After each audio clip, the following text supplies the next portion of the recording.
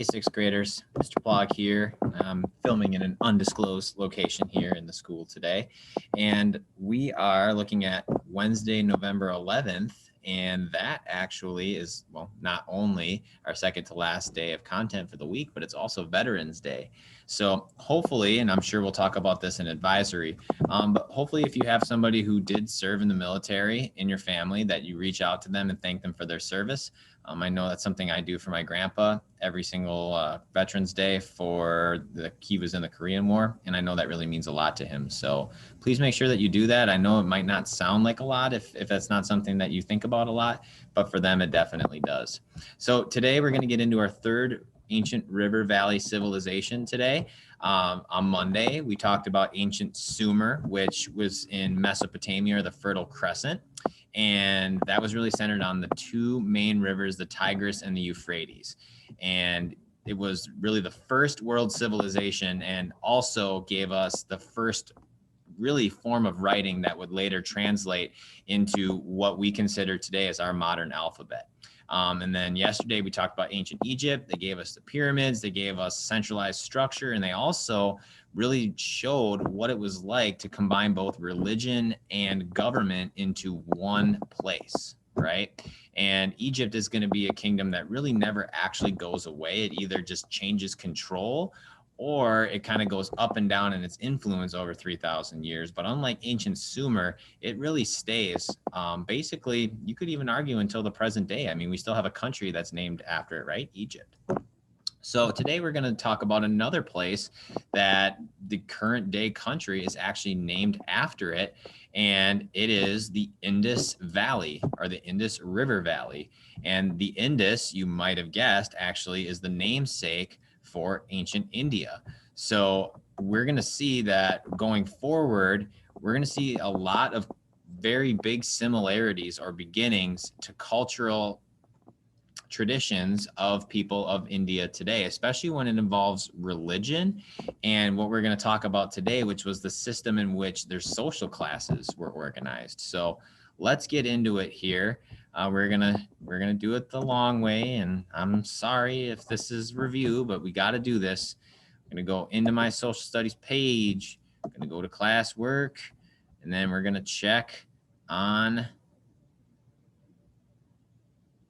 that warm up first. If it ever decides to pop up, there it is, and your warm up for today. Ooh, this is an interesting one. So Taylor Swift and Adele are both pop singers, and Adele is someone who has been said to have an amazing voice, and Taylor Swift is pretty similar in her talent, but she's way more popular. And how does that happen?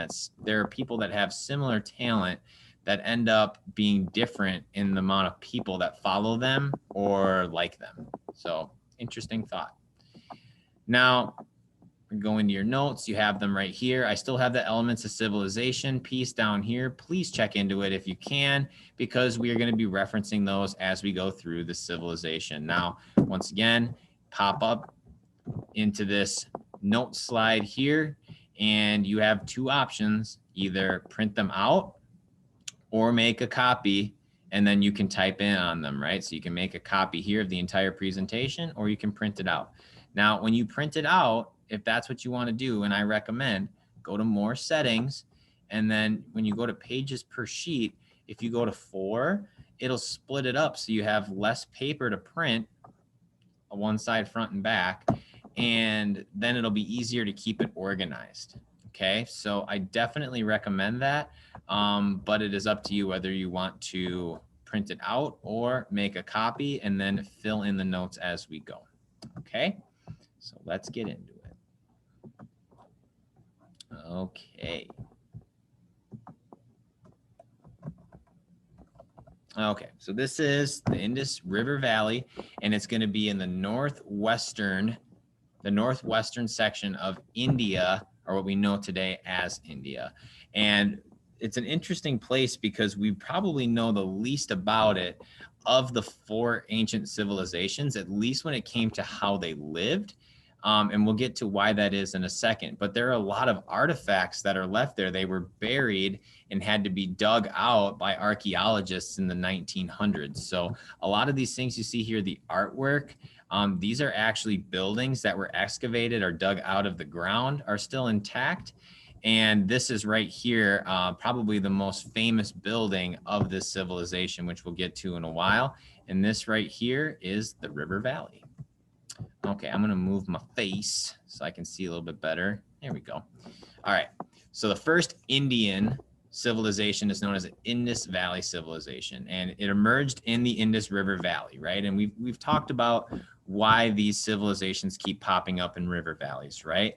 Rivers are a fresh source of water. It flows out towards a bigger source of water, and we're going to have that flooding that brings that silt, or it's known as loess, known as many other things, out into the land to repopulate it or re-give it that fertility or ability to grow crops. So this is an interesting one because it seemed like for about 1,000-year period, according to Diggs, they did a really, really good job. They prospered, the civilization did well, and then all of a sudden, poof, it just vanished. And no one can really figure out why. But it really didn't happen that anyone even knew much about it at all until this last century, where they started doing these digs, and it was British historians or archaeologists that ended up finding it when they still had control over India at the time. Now, there aren't any records, not that we can read anyway. So we don't know names of kings. We don't know how they taxed people. We don't know anything about their literature or even accounts of like famous military victories. But there's a lot of evidence to suggest that they might not have had many military victories. So this is where the River Valley civilization was. We really have two cities that we're going to mention a lot. It's Harappa and Mohenjo-Daro. They call those the twin cities. I know, ironic, right? But this actually is modern day India. Okay, so at the time it would have been known as Deccan, but we know it today as India, this entire peninsula. Okay, so the Indian Ocean is going to be down here. And then you can also see the Indus River Valley today. This is what it looks like. These are the modern day names of it, but you can see it flows out into that Arabian Sea down in the southwest. Okay, we're located right here in the middle of these four river civilizations. Okay, so based on some of the artifacts uncovered, people think that they were polytheistic. Now, that's something we'll talk about next week when we go through our world religions. But to be polytheistic means that you believe in more than one God, right? And in fact, in a lot of cases, they're going to be gods for a lot of different things, okay? Almost everything. But one particular symbol that seems to come up over and over again was the bull, or male cattle.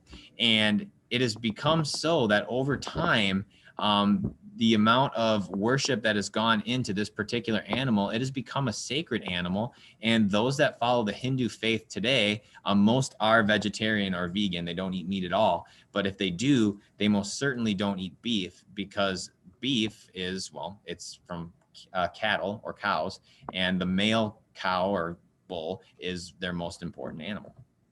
So this is probably the most lasting impact that we've seen on society from the Indus Valley, and is known as the caste system.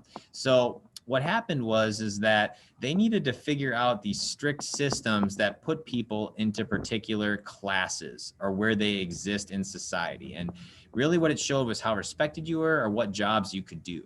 Now, you'd be born into a caste, right? Or we also could call it a class.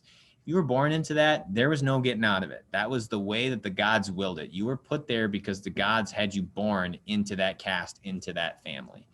Now, as the castes are going to get higher, as you see up here, having more respect, having more wealth, more prestige, the less people there are going to be. That's why it's getting thinner and thinner as it goes to the top. Now, the problem is why would people in the lower castes ever buy into this, right? They're the ones that are put in the bad caste. So if they're not able to get out of it, there's no reason that they should want to follow this system. It totally is a disadvantage to them, right? But what actually happened is that they believed in a system of rebirth. So after you die, you would come back as maybe a different person or animal. And depending on how good of a life that you lived, you could either come back, let's say if you were in the middle caste or even the lower one, you could come back as a better one if you lived a virtuous or good life. Also, if you lived a bad life and didn't do what was expected of you or did naughty things, you could come back as somebody in a lower class. So it was a way to keep people honest and doing the right things so that they were worthy of the class that they were put into. This is kind of right here, the idea that people are constantly trying to climb up to get to that top perch, but it's so difficult to get there. And then you can see some people that are left off the ladder entirely, that they don't even know where to start or how to get up on top of it. Okay. So usually most of the people that lived in the Indus Valley were peaceful farmers, right? And that's just the way things were. In order to have enough people to make these cities, you would have to have a whole bunch of other people growing the food that was necessary to feed them. But they're going to build huge cities in the Indus Valley. In fact, some are even going to be bigger than Ur or Uruk and Sumer. And they're really organized from what people have seen. And we'll take a look at a picture in a second. But these bricks that are going to be used for these buildings, which are usually made out of clay, like Sumer, they're all going to be about the same size. And so to us, that really indicates, number one, that there was somebody who was pulling the strings, telling them what to do. There's a strong government. But then also, if they're almost all the same size, they have to have some concept of math, right? In order to continue to make things exactly the same size and shape and mass. They're actually going to have running water and sewer systems that are going to come from the Indus River. And that's going to allow them to flush their streets out and keep them clean. Sumer did not have sewer systems, but they had cities. So if you can imagine a city walking around in it that had no way to flush out your wastes, that would be pretty gross. They figured out that problem here in the Indus Valley. Now, there were walls that were built, so they definitely believed that there were people that were out to get them and they needed to defend themselves, right? So the city walls are important in that regard. So there's really the two twin cities we brought up were Harappa and Mohenjo-Daro. And they're going to be really a total of about 1,500 cities in the Indus River Valley, which is just crazy, right?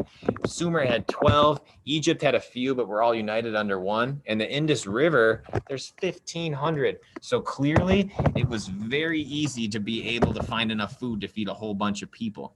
The problem is that we don't really know much about it besides what we found, because they did have writing. We just don't understand it. There's over 600 different symbols, cylinder seals, and different animals that are used in pictographs. And it's just unfortunate that it's very, very difficult to figure out what they mean because there's just so many symbols. But they did have a writing system.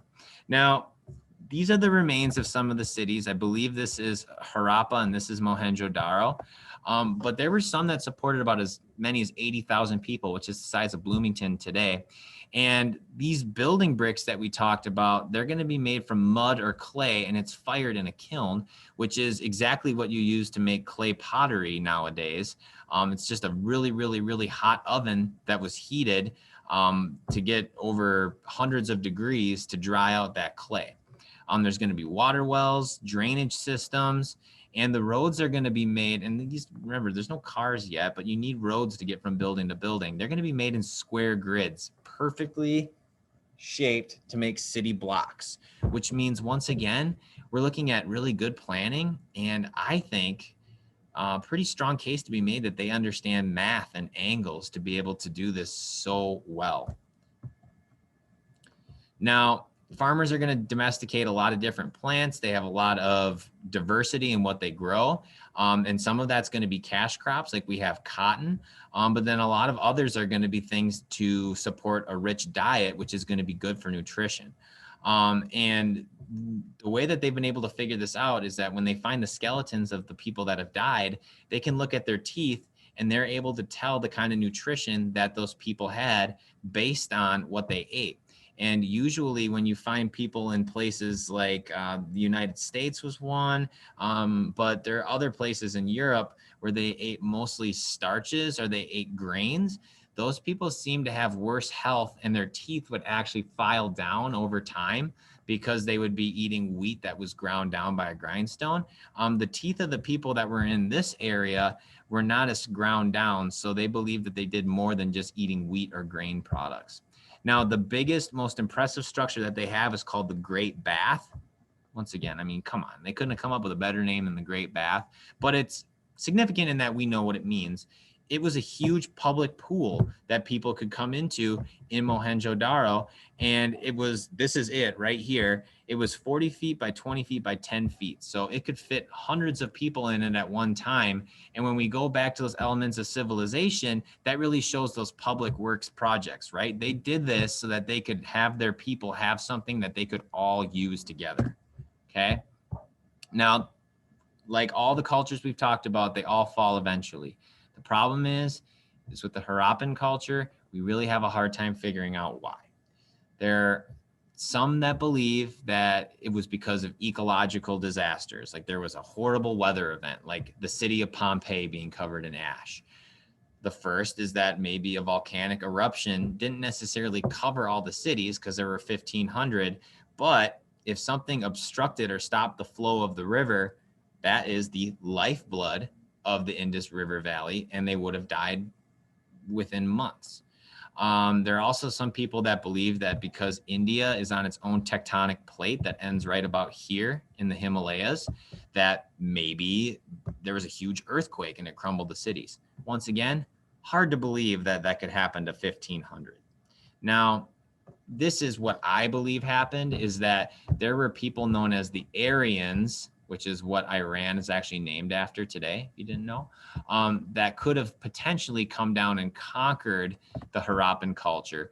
I believe this to be true because when they have excavated or dug in the Harappan culture, they have had very big issues finding what kind of weapons that they used. Now, for 1,500 cities to not find weapons during most of those digs means that they probably didn't put a very high priority on it, right? So to me, if I had to guess, I would say that they were ill prepared once people actually started invading. And even though they had city walls, when they eventually were attacked directly, they didn't have the means to defend themselves because they didn't believe in fighting just for fighting's sake. But it could have been many different things, right? It's totally up for debate. And without a system of writing that we can understand, very difficult to find out. All right. So just moving on over here, taking a look at that exit ticket.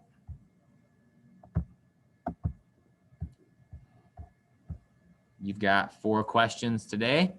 And I am looking at this, and I would say you can answer all of those with your notes. So, ladies and gentlemen, have a wonderful day.